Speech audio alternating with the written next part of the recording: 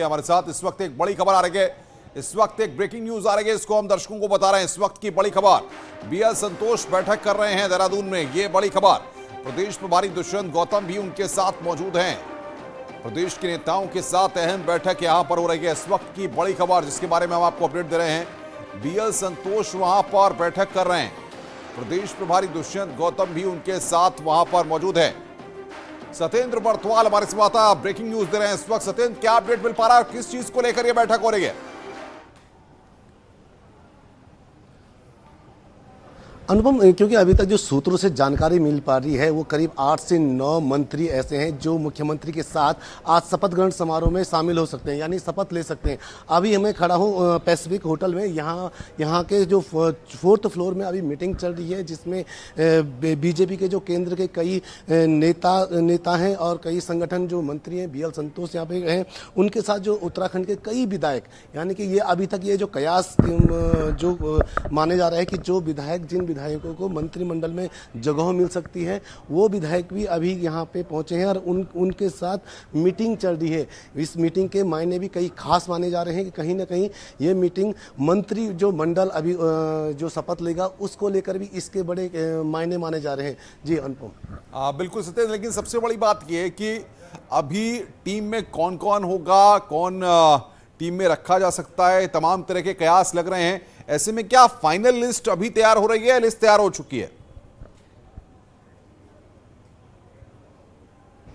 बिल्कुल अनुपम, अभी हमारी जो सूत्रों से जो जानकारी मिले उनमें से कई जो विधायक हैं उनको फोन आना भी अब शुरू हो गया है और कुछ ही देर में ये पूरी लिस्ट तो ऑलरेडी तैयार है ही, और वो कुछ ही देर में ये भी पर्दा साफ हो जाएगी कौन मंत्री बनेगा और कौन शपथ लेगा। क्योंकि अभी तक सब इतनी जानकारी जो हाथ लगी है कि करीब 8 से 9 मंत्री अभी। सुनील प्रभात भी जुड़े हुए हैं। सुनील, सत्येंद्र बता रहे हैं कि कुछ विधायकों को फोन आने भी शुरू हो गए हैं। ऐसे में क्या जानकारी मिल पा रही है?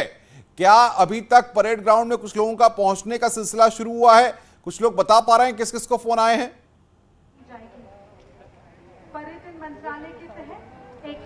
देखिए अनुपम, अभी नेताओं के पहुंचने का सिलसिला तो शुरू नहीं हुआ, लेकिन ये बड़ी संख्या में यहाँ पर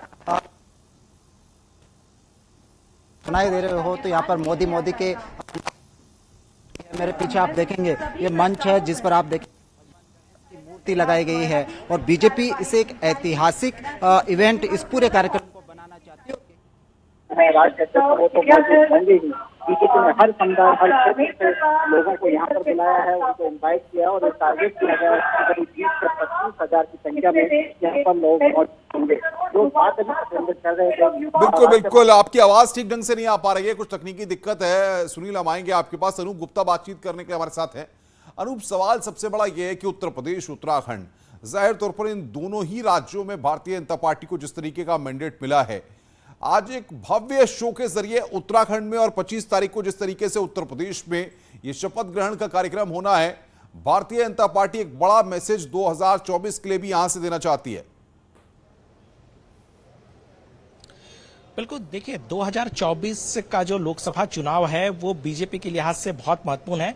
और जिस राज्य का जिक्र कर रहे हैं आप, उत्तर प्रदेश, उत्तर प्रदेश में अगर बीजेपी की जीत होती है, इसका अर्थ है कि बहुत आसानी से बीजेपी सरकार बना सकती है। इसीलिए उत्तर प्रदेश का जो महत्व है वो हमेशा राजनीति में बहुत ज्यादा होता है। चूंकि जीत बहुत बड़ी है अनुपम, क्योंकि दोनों राज्यों में बीजेपी ने रिपीट की है सरकार। आमतौर पे ऐसा देखने को नहीं मिलता है, लेकिन जिस तरीके से उत्तराखंड में सरकार रिपीट हुई है, दूसरी तरफ जिस तरीके से उत्तर प्रदेश में वहां की जनता ने फिर से बीजेपी और खास तौर पर वहां के मुख्यमंत्री योगी आदित्यनाथ पर भरोसा जताया है, ये अपने आप में काफी महत्व रखता है। और प्रधानमंत्री नरेंद्र मोदी का फोकस भी बहुत ज्यादा उत्तर प्रदेश और उत्तराखंड में रहता है। उत्तर प्रदेश चूंकि उनका संसदीय क्षेत्र बनारस है, ऐसे में इसका महत्व बहुत ज्यादा होता है। और यही वजह है कि इन दोनों राज्यों में जो शपथ ग्रहण समारोह है वो एक भव्य तरीके से शपथ ग्रहण समारोह किया जा रहा है, जिस पर